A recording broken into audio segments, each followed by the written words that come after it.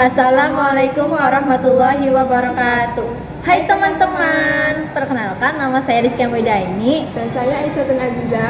Kami dari kelas 10 TKJ 2 SMKN Negeri 1 Krangkeng. Kami akan menjelaskan tentang Kerajaan Sriwijaya. Yuk simak penjelasan dari kami. Kerajaan Sriwijaya merupakan salah satu kerajaan maritim terbesar di Nusantara yang berkuasa pada abad ke-7 hingga ke-13 Masehi.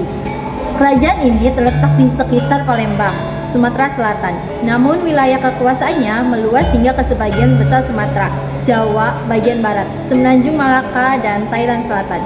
Pendiri kerajaan ini adalah Dampinta Hyang Jayanasa, sebagaimana disebutkan dalam prasasti kedukan bukit yang ditemukan di tepi sungai Tatang, Palembang dan Rangka tahun 683 Masehi. Sumber sejarah. Keberadaan kerajaan Sriwijaya diketahui dari berbagai sumber, seperti prasasti dan catatan asing. Beberapa prasasti penting antara lain prasasti kedukan bukit yang menceritakan pendirian Sriwijaya oleh Dampinta Hyang, prasasti Talangkuo yang berisi doa agar tamat Sri Setra membawa kebahagiaan bagi rakyat, prasasti Telaga Batu yang berisi sumpah setia para pejabat kerajaan, prasasti Kota Kapuri yang menandakan adanya ekspedisi ke Jawa, dan prasasti Ligor yang menunjukkan pengaruh Sriwijaya di Semenanjung Malaka. Selain itu, catatan dari Tiongkok menyebut Sriwijaya dengan nama Si dan menggambarkannya sebagai kerajaan besar yang makmur. Catatan dari Arab dan India juga menuliskan bahwa Sriwijaya merupakan pusat perdagangan penting di Asia Tenggara. Kehidupan politik. Dalam bidang politik, Sriwijaya dipimpin oleh seorang raja yang memiliki kekuasaan mutlak dan dianggap sebagai wakil dewa di dunia. Bentuk pemerintahannya bercorak kerajaan maritim karena kekuatan utamanya terletak pada laut dan perdagangan antar wilayah. Raja-raja yang terkenal antara lain Dampinta Hyang Jayanasa dan Balaputra Dewa. Pada masa itu, pemerintahannya Balaputra Dewa, kerajaan Sriwijaya mencapai masa kejayaannya. Sriwijaya juga berhasil menguasai Selat Malaka dan Selat Sunda, dua jalur perdagangan penting di dunia pada masa itu. Kehidupan ekonomi. Perekonomian Sriwijaya sangat bergantung pada perdagangan dan pelayaran. Letaknya yang strategis di jalur pelayaran internasional menjadikan Sriwijaya sebagai pusat perdagangan dunia. Komoditas yang diperdagangkan antara lain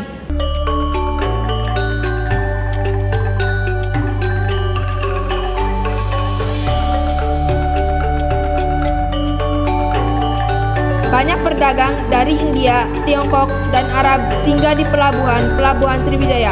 Kerajaan ini juga memungut pajak dari kapal-kapal asing yang berlayar melalui wilayah kekuasaannya.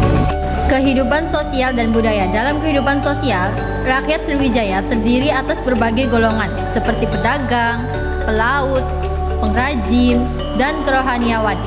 Bahasa yang digunakan dalam kehidupan sehari-hari dan dalam prasasti adalah bahasa Melayu kuno.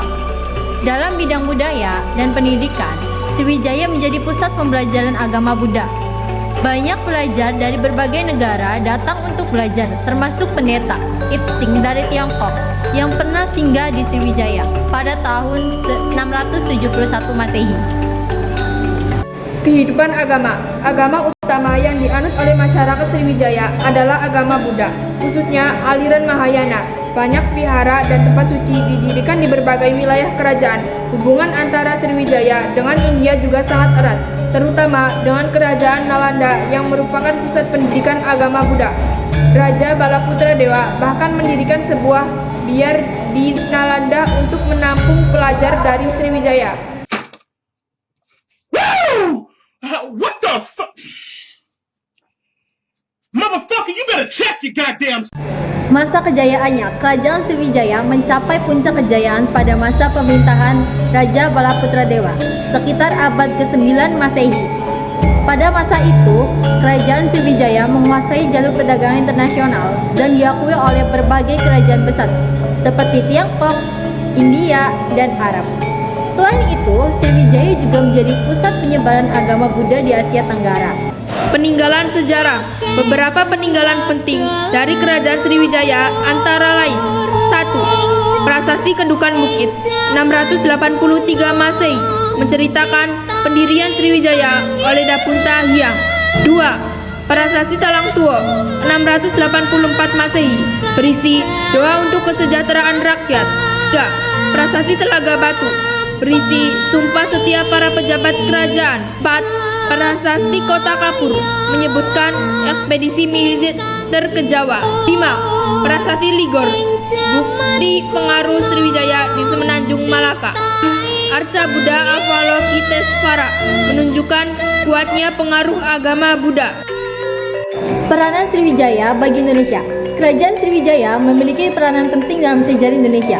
Sriwijaya merupakan kerajaan maritim terbesar pertama di Nusantara, menjadi pusat penyebaran agama Buddha di Asia Tenggara, serta pelopor dalam pembangunan jaringan perdagangan internasional. Selain itu, Sriwijaya juga berperan dalam menyatukan wilayah-wilayah di Nusantara melalui kekuasaan laut dan perdagangan. Sekian pembahasan dari kami tentang Kerajaan Sriwijaya. Kurang dan lebihnya mohon maaf. Wassalamualaikum